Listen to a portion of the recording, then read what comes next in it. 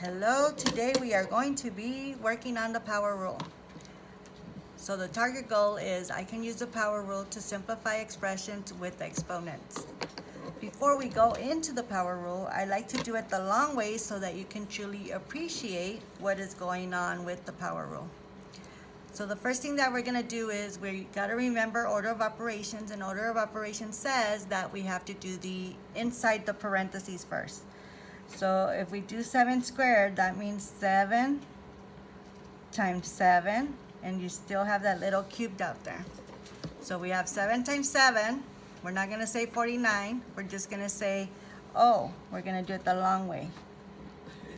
We're going to have 7 times 7, 7 times 7, 7 times 7. So then how many 7s do you see there? 1, 2, 3, 4, 5, 6. So this is going to be 7 to the 6th power. And that is your answer. Hopefully you begin to notice that if you were to multiply 2 times 3, you're going to end up with that without having to do this long mess right there. And this is why I like to do it the long way first, the expanded method first, so that you guys can totally appreciate the rule, because it's really a shortcut rule. So x squared, what does that mean? That means x times x to the 4th power. And so we're going to have 4 groups of x times x. So I'm going to write 4 groups, or 4 sets of parentheses. So we're going to put x times x, x times x, x times x, x times x. Okay. So now how many x's do you see all together here? All the ones I wrote out. So let's count them out. 1, 2, 3, 4, 5, 6, 7, 8. So that is x to the 8th power. So look at the shortcut. If I would have just multiplied the 2 times the 4, I would have gotten 8. But way back in the day, before we had the rules, we had to do it this way, the long way. So now we have xy to the 3rd power. That just means we have 3 groups of xy's. So we have xy, xy, xy. Now you can count the total number of x's that you see here. Hopefully it's getting, there we go. So 1, 2, 3, so x cubed and y cubed. So then this would be your final answer.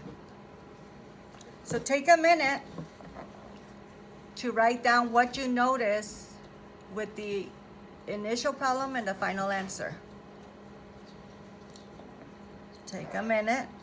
Hopefully you notice that you still have the same base. So the base here for 7 squared cubed is 7. So you still end up with the same base. We have x here. You still end up with the same base of x. And you have xy, and you still end up with xy as your basis. So you still continue to have the same base.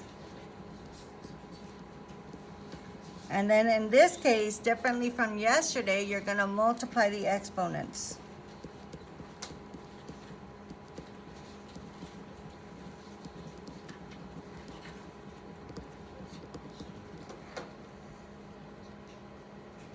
Okay, so we're going to continue with now using the power rule, because the power rule really simplifies the problem. That way you don't have to do the expanded method and have a whole bunch of x's or a whole bunch of y's or numbers.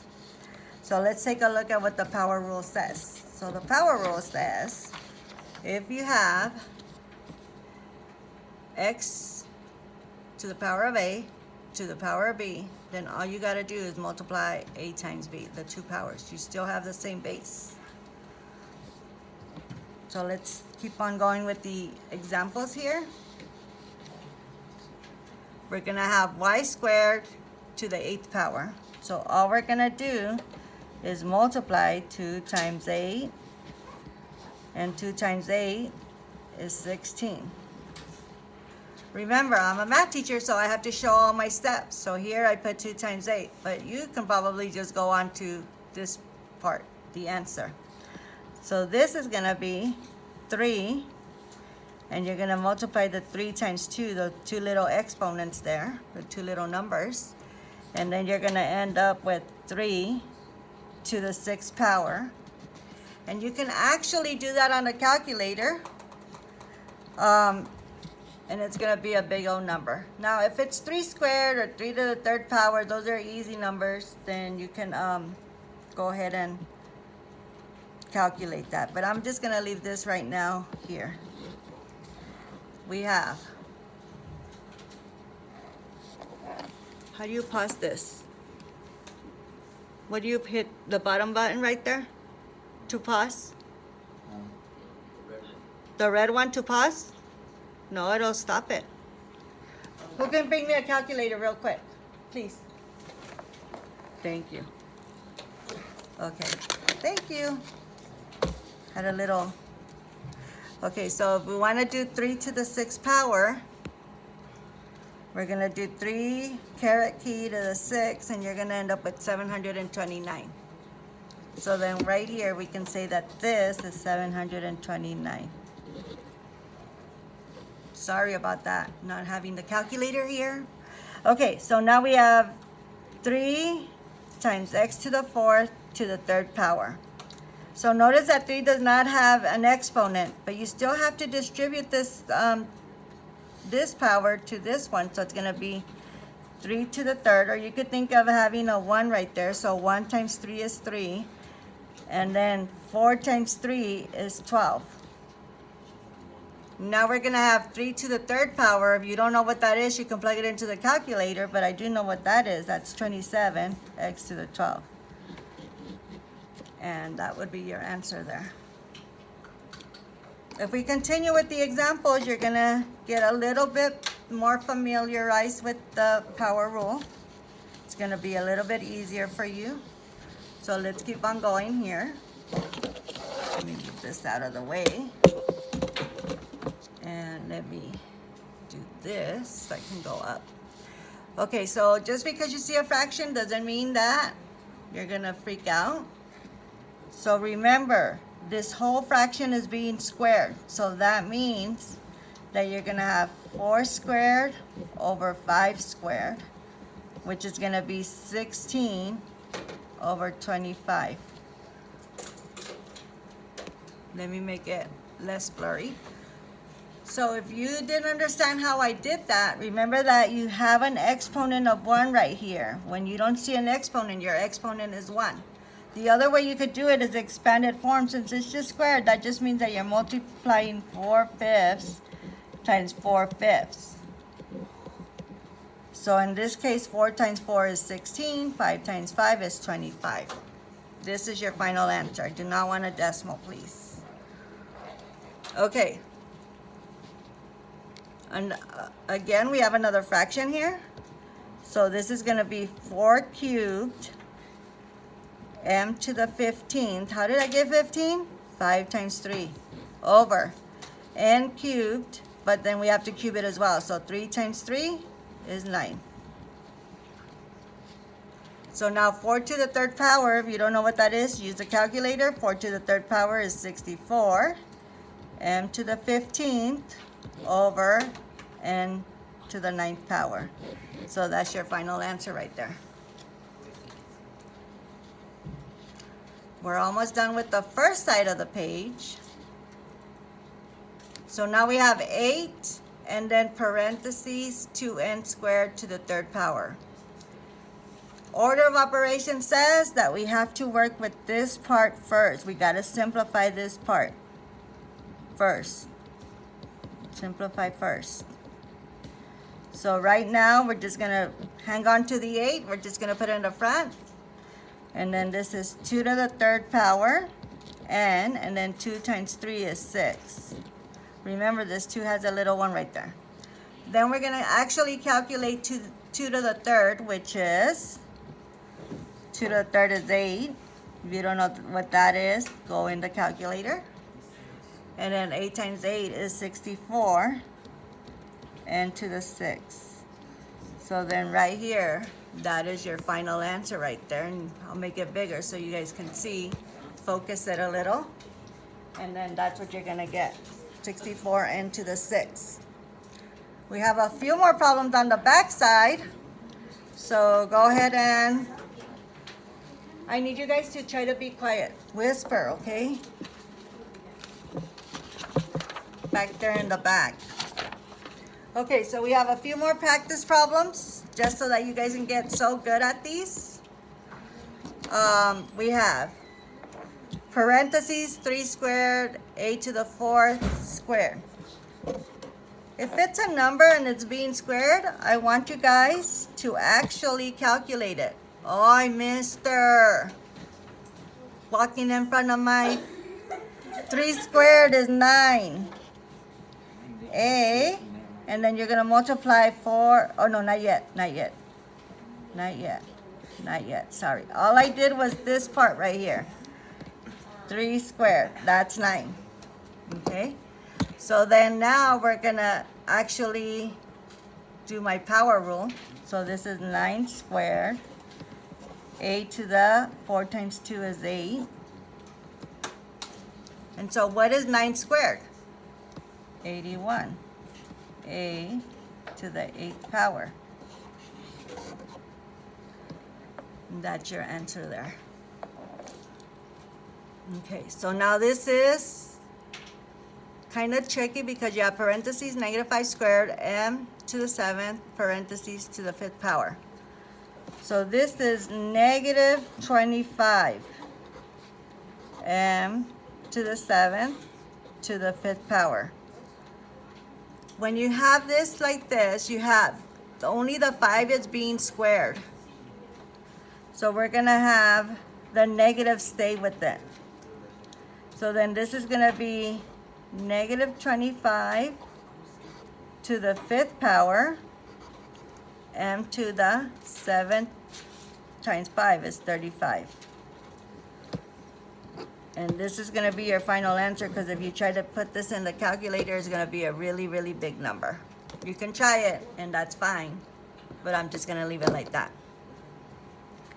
Okay, so then look at the 7 inside the parentheses. It does not have an exponent, so we don't need to calculate anything. All we have to do is apply the power rule, which is 7 squared. 9 times 2 is 18 for the k variable. 7 squared is 49. K to the 18. And so then this is going to be my answer.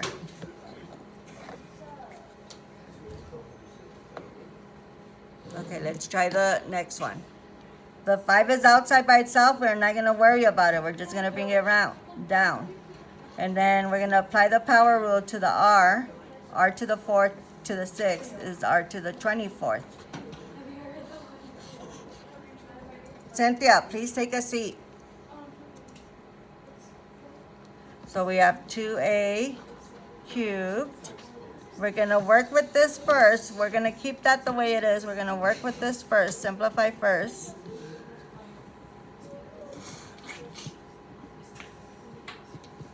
So we're going to have 4 squared, 3 to the 14th. 7 times 2 is 14. The 4 does not have an exponent, so remember it's like having a little 1. So 1 times 2 is that 2 right there.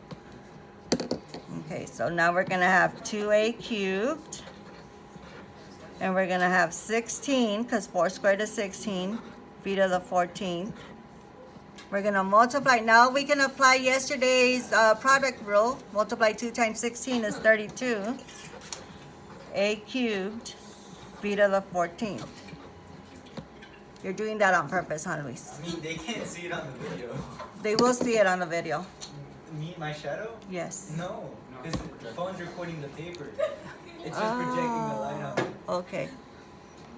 Okay, so 6m. And then this is going to be 3 squared, x to the 10th. So again, we're going to calculate the 3 squared first, because it's inside the parentheses. So then multiply 6 times 9. 6 times 9 is 54. M, x to the 10th.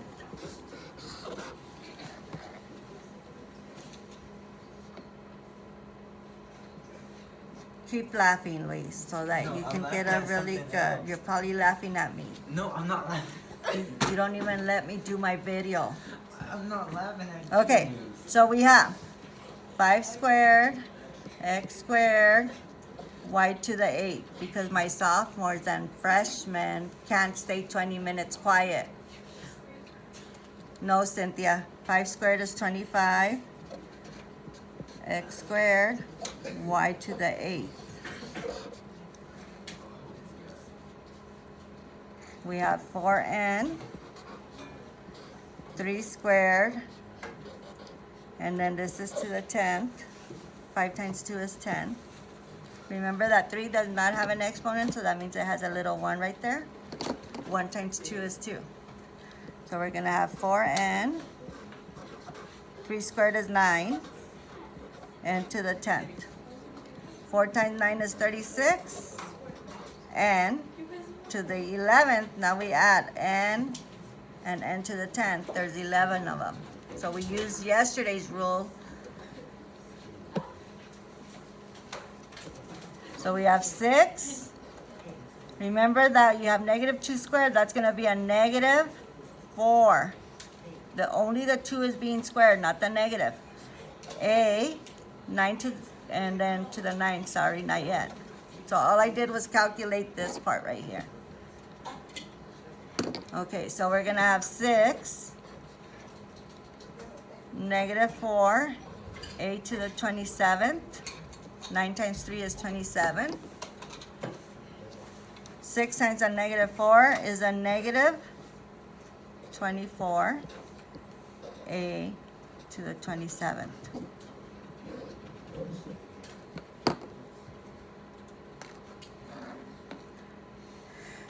We're just going to review a little bit about what we did yesterday with a little bit more difficult problems.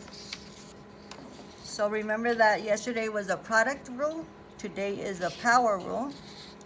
And we're going to have x to the a power times x to the b power is the same thing as if you add a plus b. You still keep the same base, which is x. So in this case, 5 and negative 4 are coefficients. So you just multiply. 5 times negative 4, those are just normal numbers, negative 20. A to the 7th stays the same because there's no other a that I can combine it with. And then b, remember b has a little 1 right here. And then you have 2 here, so that's going to be b. 1 plus 2 is 3. That was yesterday's rule, the product rule. Okay. Now, a lot of my students in first hour were kind of confused about this one. But all you have to do is put a negative 1 right here. So the negative is the coefficient. Negative 1 is a coefficient. 2 is a coefficient. So you multiply that. That's negative 2. J cubed. And then k, you're going to add the 5 plus 4, which is 9. That's going to be your final answer right here. That was yesterday, what we learned yesterday. Okay. So the 4, the 2, and the negative 3 are your coefficients. So you just multiply them like numbers, normal numbers. 4 times 2 is 8. 8 times a negative 3 is a negative 24. Remember that the exponent for this x is 1, so you're just going to add 3 plus 1 is 4, plus 5 is 9. So x to the 9th. Y. Y to the 1st. Y to the 6th, y to the 4th, you're just going to add it. 1 plus 6 is 7, 7 plus 4 is 11. So that would be your final answer. Thank you for the time. Hopefully you guys understand this lesson. And sorry for the interruptions from my other students.